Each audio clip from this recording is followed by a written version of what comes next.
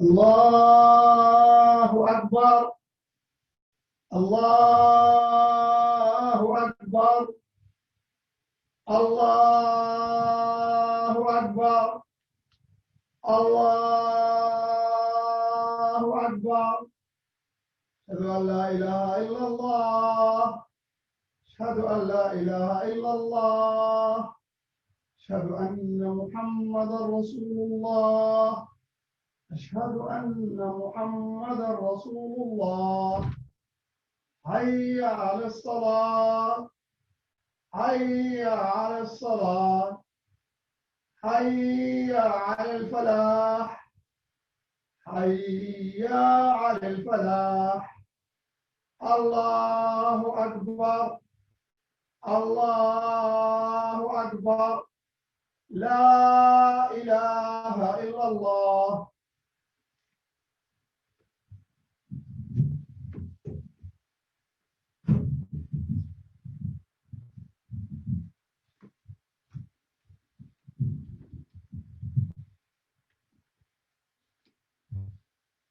إن الحمد لله نحمده ونستعينه ونستغفره ونعوذ بالله من شرور أنفسنا ومن سيئات أعمالنا من يهد الله فلا مضل له ومن يضلل فلا هادي له وأشهد أن لا إله إلا الله وحده لا شريك له وأشهد أن محمدا عبده ورسوله. أما بعد فإن خير الحديث كتاب الله وخير الحديث هدي محمد صلى الله عليه وسلم وشر الأمور محدثاتها وكل محدثات بدعة وكل بدعة ضلالة وكل ضلالة في النار. أعوذ بالله من الشيطان الرجيم. بسم الله الرحمن الرحيم. الأخلاء يومئذ بعضهم لبعض عدو إلا المتقين. Allah subhanahu wa ta'ala says, close friends that day will be enemies to each other except for the righteous. This is ayah number 67 from Surah Az-Zukhruf. And today's khutbah is a short but simple reminder on the concept of friendship in Islam. Now we, as human beings, as we grow older, we're always developing new friendships. The youth in schools and colleges are constantly striving to fit in, so they are constantly creating and breaking friendships all the time. But when you get older and you have full-time jobs or businesses, you have families more consistent. You may grow or shrink a little bit, but they're consistent. An aspect of our life that should not be overlooked.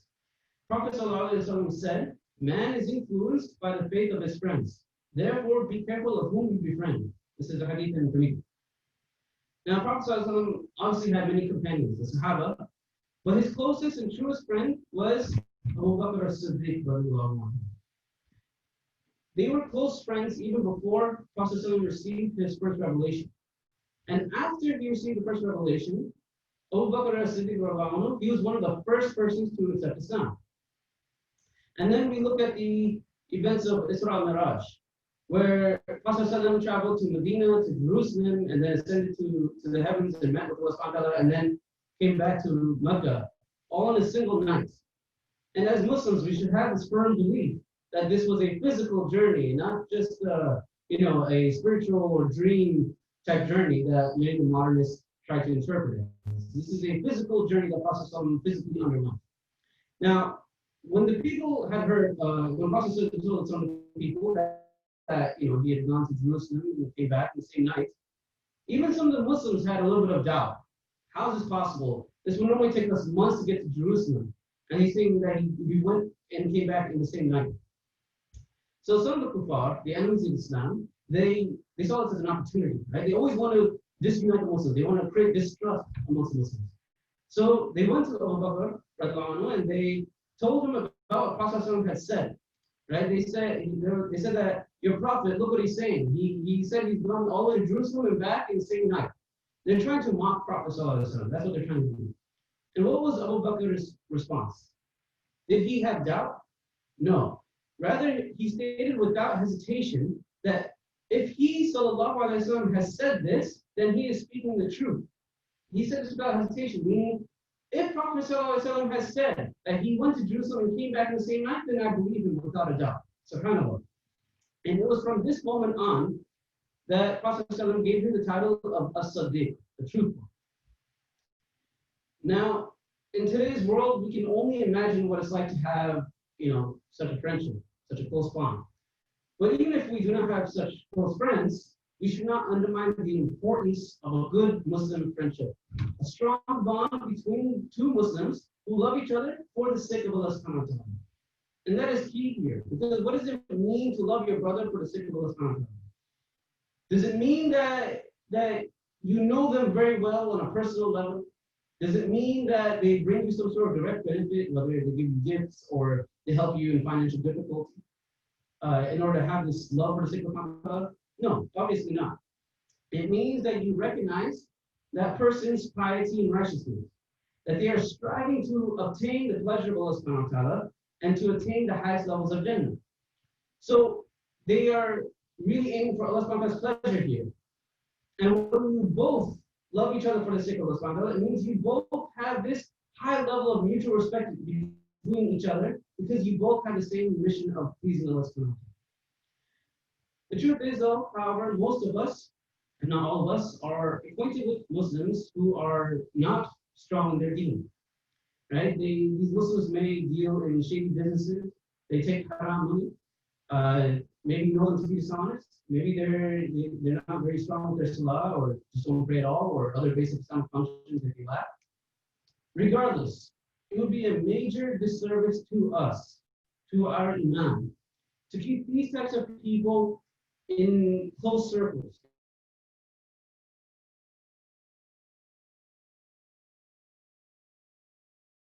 In close relations with them. People who are practicing Islam and they're practicing their deen, they're reading Quran, they're pray their sunnah along with their and they go the extra mile. But they start hanging around people who don't take Islam seriously. Maybe they openly disobey Allah. Maybe they don't even pray, they don't fast, whatever it may be.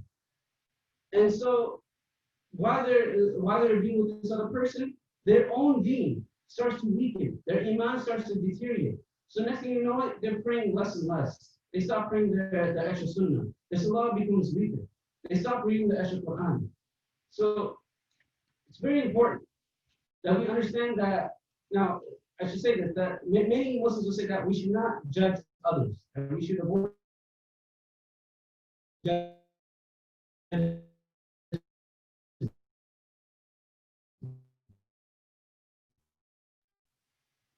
And technically going to judge a person's character for our own sake, for our own benefit, for our own life. Because if I don't filter out the Muslim who openly drinks, who's openly disobeying Allah, the Muslim who's very dishonest, the Muslim who doesn't pray, if I'm not filtering out these type of people, then I'll only be hurting my own iman. My iman will be negatively affected by this person.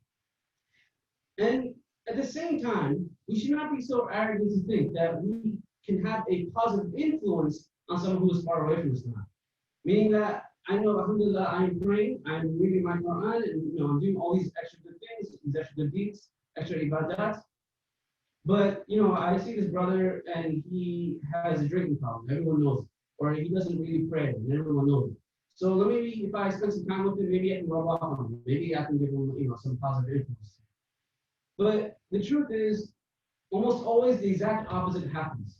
Because if that person doesn't want to change, then chances are you'll be the one who's changing for the worse.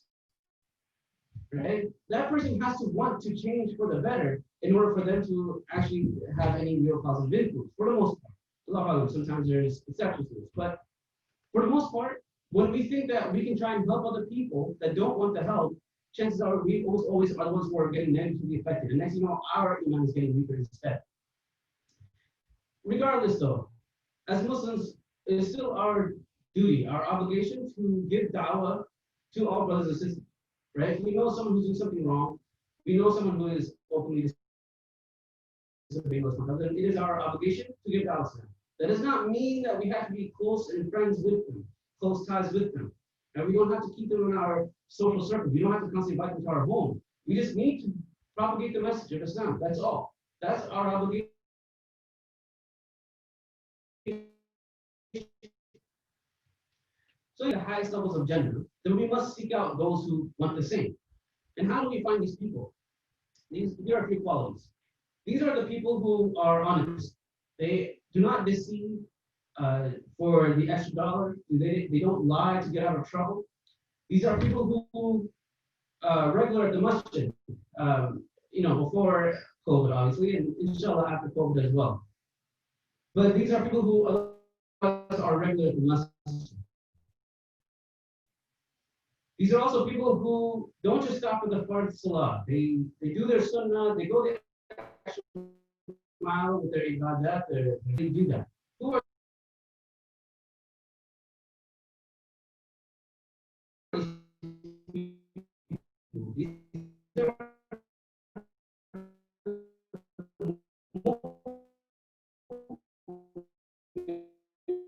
these or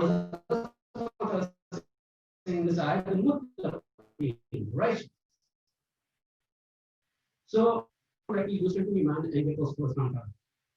May Allah make us among the mu'minin.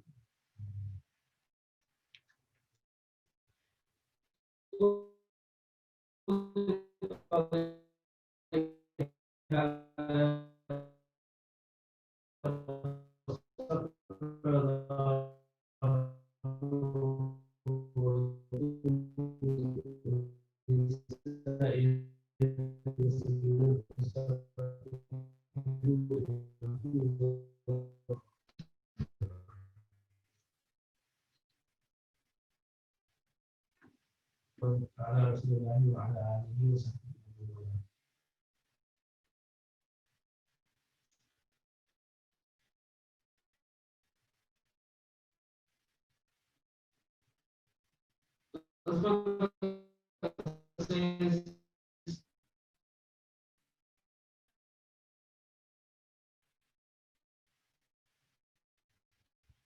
الأخلاء يومئذ